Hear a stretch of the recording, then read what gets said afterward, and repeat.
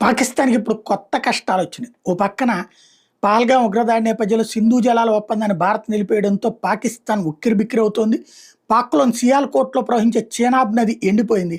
దీనికి సంబంధించిన శాటిలైట్ చిత్రాలు ఇప్పుడు సోషల్ మీడియాలో వైరల్ అవుతున్నాయి. పాక్ జీవనాడి అయినటువంటి సింధు జలాలను కట్టడి చేయడంతో ఏప్రిల్ 29వ తేదీన కల్లా పొరుగు దేశం 29 కల్లా పొరుగు దేశంలో ప్రధాన నది అయినటువంటి చేనాబ్‌లో ప్రవాహాలు పూర్తిగా కనుమరుగాయి అన్నటువంటిది. అదే సందర్భంలో పహల్గామ్ ఉగ్రదాడికి ప్రతీకారంగా భారత యుద్ధానికి దిగుతుందని పాకిస్తాన్ పాలకులుగా సైన్యం కూడా భయపడుతున్నట్టు వార్తలు వెలువడుతున్నాయి. కొందరు సైనికులు, సైన్యాధికారులు తిరుగుబాటు చేస్తే పలువురు ఏకంగా ఆర్మీకే గుడ్ బై చెప్పేశారంటూ ఎకనామిక్ టైమ్స్ పత్రిక తాజా కథనం ప్రచురించింది. అన్నిటికంటే ముఖ్యంగా army chief general Asim Munir అజ్ఞాతంలోకి వెళ్ళినట్టు ప్రచారం జరుగుతున్నట్టు వెల్లడించింది. ఆయన పాక్ ఆర్మీ హెడ్ క్వార్టర్స్ రావాల్సింది బంకర్లో దాక్కుని ఉన్నారని పాక్ ప్రభుత్వంలో కొందరు అధికారులు చెప్తుంటే కుటుంబంతో కలిసి విదేశాలకు పరారయ్యని సోషల్ మీడియాలో కథనాలు వెలువడుతున్నాయి.